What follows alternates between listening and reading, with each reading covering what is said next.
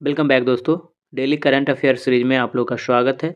ये डे 14 है जिसमें हम लोग 2025 से रिलेटेड इम्पोर्टेंट करंट अफेयर के बारे में डिस्कस करेंगे। तो अभी तक आप लोग डे 1 से लेकर डे 13 तक वीडियो नहीं देखे हैं तो जाके देख लीजिए, और साथ ही चैनल पर नए हैं तो चैनल को सब्सक्राइब कर लीजिए और साथ में बेल आइकन को दबा लीजिए। बिना समय गवाए चलिए करंट अफेयर सेशन आज का स्टार्ट करते हैं। पहला क्वेश्चन है, केंद्रीय जांच ब्यूरो सीबीआई के निदेशक परवीन सूद के 2 वर्षीय कार्यकाल में सरकार ने मई 2025 में कितने वर्ष की वृद्धि की है? तो इसका आंसर हो जाएगा बी, 1 वर्ष का कार्यकाल में फिर से बढ़ गया है। पहले इनका 2 वर्ष का कार्यकाल था और फिर से 1 वर्ष और बढ़ा करके बढ़ा दिया गया है कार्यकाल। नेक्स्ट देखिए, वर्ष 2025 की विश्व सुंदरी मिस वर्ल्ड प्रतियोगिता में थाईलैंड की ओपल सुचाता च्वांगसरी को ताज किस शहर में पहनाया गया? तो ये जो ताज मिला है वो भारत के हैदराबाद में इस वर्ष फाइनल हुआ था, भारत के हैदराबाद में।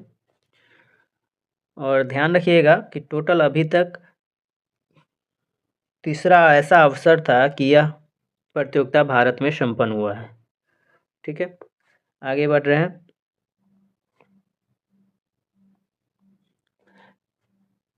अंतर्राष्ट्रीय क्रिकेट परिषद आईसीसी ने महेंद्र सिंह धोनी को क्रिकेट के किस प्रतिष्ठित सम्मान में शामिल किया है? आंसर इसका बी होगा क्रिकेट हॉल ऑफ फेम में इसमें शामिल किया गया है महेंद्र सिंह धोनी को। आगे बढ़ रहे हैं। आवर लिविंग कॉन्स्टिट्यूशन नामक पुस्तक के लेखक कौन है? आंसर हो जाएगा बी, शशि थरूर। नेक्स्ट आगे बढ़ रहे हैं। भारत मंगोलिया संयुक्त सैन्य अभ्यास नोमैडिक एलिफेंट का 17वां संस्करण कहाँ आयोजित होगा या हुआ है? तो इसका जो आंसर है वो है बी, उलान बटोर, जो कि मंगोलिया में है। यहाँ से देखिए 2-3 क्वेश्चन ध्यान रखिएगा कि जब भी पूछे कि नोमैडिक एलिफेंट किन देशों के बीच सैन्य अभ्यास होता है तो आंसर मारना है भारत और मंगोलिया के बीच। और इस बार कहाँ पे हुआ है तब मार देना है उलान बटोर, जो कि मंगोलिया में है। चलिए 6 नंबर प्रश्न पे आते हैं। यूएनएफपीए की विश्व जनसंख्या स्थिति रिपोर्ट 2025 के अनुसार भारत की जनसंख्या कितनी बताई गई? तो इस रिपोर्ट में जो है भारत की जनसंख्या 146 करोड़ बताई गई है। और इस प्रकार जो है भारत जनसंख्या में जो चीन पहले नंबर 1 पर था, अब जनसंख्या में भारत नंबर 1 पे हो गया है। ठीक है, भारत का जो रैंकिंग है पहला स्थान हो गया है जनसंख्या में। पहले चीन था, अब चीन जो है दूसरे स्थान पे हो गया है। चलिए आगे बढ़ रहे हैं। सर्वोच्च न्यायालय के नए प्रतीक चिन्ह पर अंकित आदर्श वाक्य क्या है? तो इसका आंसर होगा सी, यतो धर्मस्ततो जय, अर्थात धर्म की विजय होती है। आगे बढ़ रहे हैं। क्वेश्चन नंबर 8, सर्वोच्च न्यायालय के मई 2025 के निर्णय के अनुसार न्यायिक सेवा परीक्षा के लिए न्यूनतम कितने वर्ष की वकालत अनिवार्य किया गया है? तो कहा गया है कि न्यायिक सेवा परीक्षा के लिए कम से कम 3 वर्ष का वकालत जरूरी है। इस प्रकार आंसर इसका हो जाएगा सी, 3 वर्ष। आगे बढ़ रहे हैं। क्वेश्चन नंबर 9, मई 2025 में EOS 09 उपग्रह प्रक्षेपण विफल होने का कारण PSLV C61 के किस चरण में आई तकनीकी खराबी थी? ये क्वेश्चन पूछा गया है। तो इसका आंसर हो जाएगा तीसरे चरण। और ध्यान रखिए इसमें कुछ चीज़ें हैं। ये जो भारत का मिशन था वो था 101वां मिशन, और ये मिशन विफल रहा है क्योंकि तीसरे चरण में तकनीकी खराबी आ गई थी। क्वेश्चन कर देगा कि EOS 09 उपग्रह किस प्रक्षेपण यान से प्रक्षेपित किया गया था? आंसर ध्यान में रखिएगा PSLV C61। अगर ध्यान रखिए एक और चीज़ कि 100वां मिशन भारत का कौन सा था? 100वां मिशन अगर भारत का पूछा जाए तो ये था NVS 02, और 100वां मिशन जो NVS 02 था वो भी असफल रहा था। ठीक है, ये भी विफल रहा था। तो 100वां और 101वां दोनों विफल हो गया था। नेक्स्ट, भारत में अपना कैंपस स्थापित करने वाली पहली अमेरिकी यूनिवर्सिटी कौन बनी है? भारत में अपना कैंपस स्थापित करने वाली पहली अमेरिकी यूनिवर्सिटी, इसका आंसर सी होगा, Illinois institute of technology. Illinois institute of technology Bharat में कैंपस स्थापित करने वाली पहली अमेरिकी यूनिवर्सिटी बनी है। नेक्स्ट, नाविका सागर परिक्रमा 2 अभियान के तहत किन 2 भारतीय नौसेना अधिकारियों ने 238 दिनों में विश्व भ्रमण किया है? नाविका सागर परिक्रमा 2 ऐसा अभियान था जिसमें विश्व भ्रमण पर 2 महिला नौसेना अधिकारी निकली थी और दोनों का नाम पूछा जा रहा है। तो इसका आंसर जो हो जाएगा वो है बी, दिलना के व रूपा ए। ये 2 नाम ऐसा है जो कि विश्व भ्रमण पर निकली थी और 238 दिन में विश्व भ्रमण करके वापस लौटी है। दिलना के जो थी वो थी लेफ्टिनेंट कमांडर और रूपा ए भी लेफ्टिनेंट ही कमांडर थी। चलिए आगे बढ़ रहे हैं। 12 नंबर, नीति आयोग के अनुसार भारत अब विश्व की कौन सी सबसे बड़ी अर्थव्यवस्था बन गई है? क्योंकि ये क्वेश्चन मई का है, तो मई में जो है सो नीति आयोग के अनुसार चौथी अर्थव्यवस्था भारत थी, लेकिन हाल में अगर अभी पूछा जाए तो भारत का जो रैंकिंग है अर्थव्यवस्था में वो है 3rd रैंकिंग। ठीक है, पहले स्थान पे पूछे तो यूएसए है और दूसरे स्थान पे अगर पूछे तो चीन है। चलिए आगे बढ़ रहे हैं। और जापान को पीछे छोड़ के भारत तीसरे स्थान पे था। पहले भारत जब चौथे स्थान पे था उस समय में जापान तीसरे स्थान पे था। आगे बढ़ रहे हैं। आईपीएल इतिहास में पहली बार खिताब जीतने वाली टीम रॉयल चैलेंजर्स बेंगलुरु ने फाइनल में किसे हराया है? ये क्वेश्चन है, तो आंसर हो जाएगा सी, पंजाब किंग्स। इसे हराकर आईपीएल इतिहास में पहली बार आरसीबी फाइनल जीता है। अगर ये पूछे कि अभी तक सबसे ज़्यादा आईपीएल कौन जीता है तो उसका आंसर देख लीजिए। सबसे अधिक बार जो है सो मुंबई जीता है। कितना बार? तो 5 बार।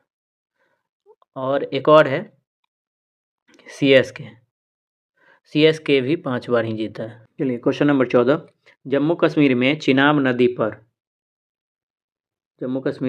नदी पर बने विश्व के सबसे ऊंचे आर्च रेलवे पुल का उद्घाटन किसके द्वारा किया गया है? तो ये उद्घाटन जो है प्रधानमंत्री के द्वारा किया गया है और इसका जो ऊंचाई है वो है 359 मीटर। 359 मीटर। इसके बारे में कहा गया है कि ये पेरिस टावर जो है उससे भी ज़्यादा ऊंचाई का है। चलिए आगे बढ़ रहे हैं। Question number 15, new India literacy programme Ullas के तहत पूर्ण साक्षर राज्य घोषित होने वाला पहला राज्य कौन सा है? पूर्ण साक्षर राज्य की बात कर रहा है, तो इसमें अगर पूछा जाए तो पहला जो राज्य है जो पूर्ण साक्षर घोषित किया गया है वो भी उल्लास के तहत, वो हो जाएगा गोवा। ठीक है, गोवा पहला ऐसा राज्य है जो उल्लास प्रोग्राम के तहत जो है सो पहला राज्य है। और उल्लास प्रोग्राम जो है शिक्षा मंत्रालय के द्वारा चलाया जा रहा है।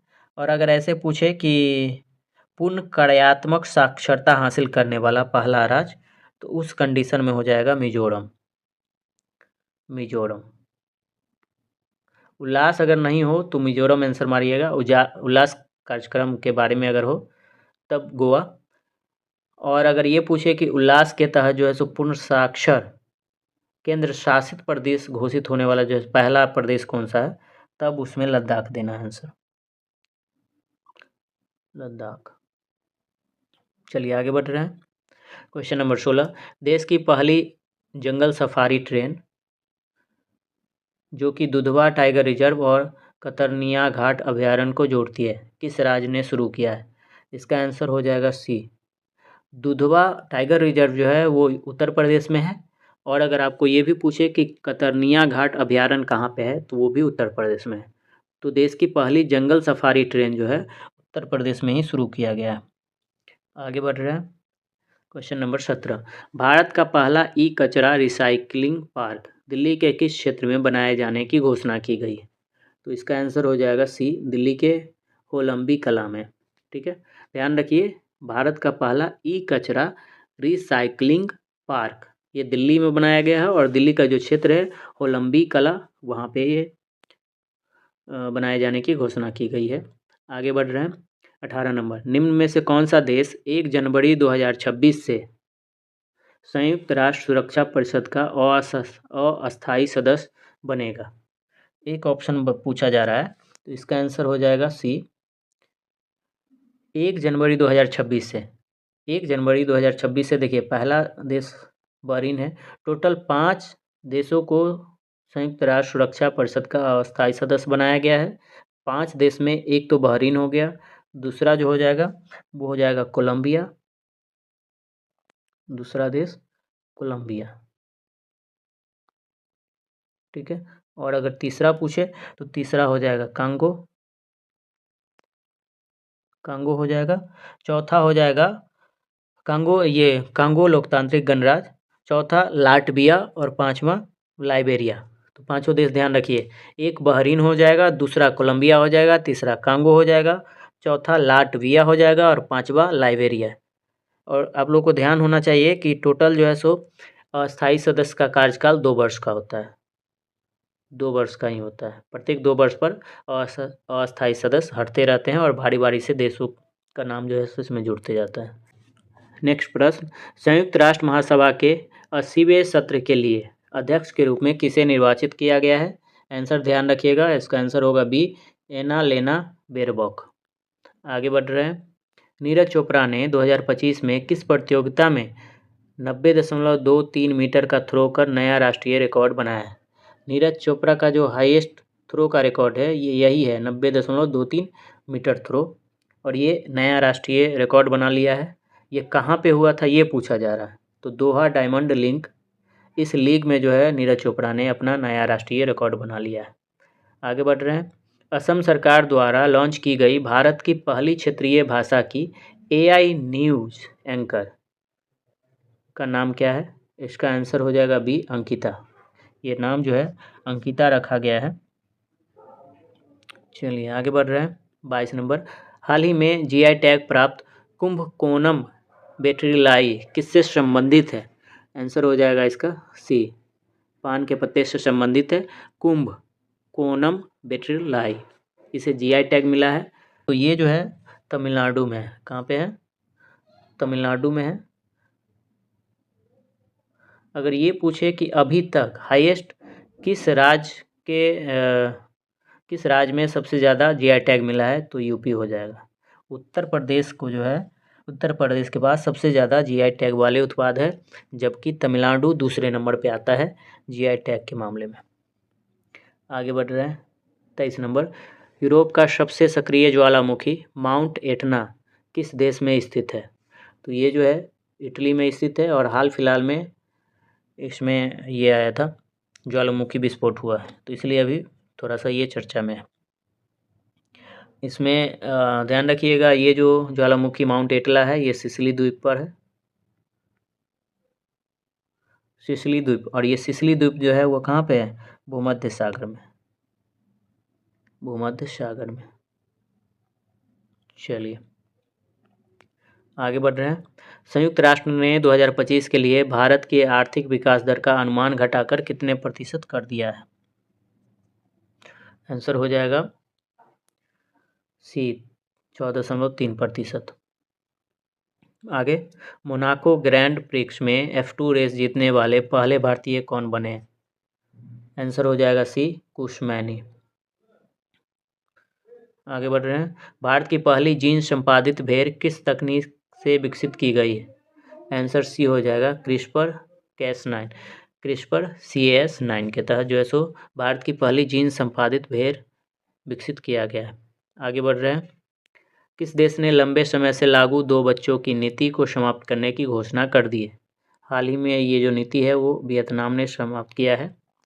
आगे बढ़ रहे हैं, मानसून से पूर्व गुवाहाटी में भारतीय सेना और NDRF का संयुक्त आपदा राहत अभ्यास किस नाम से हुआ है?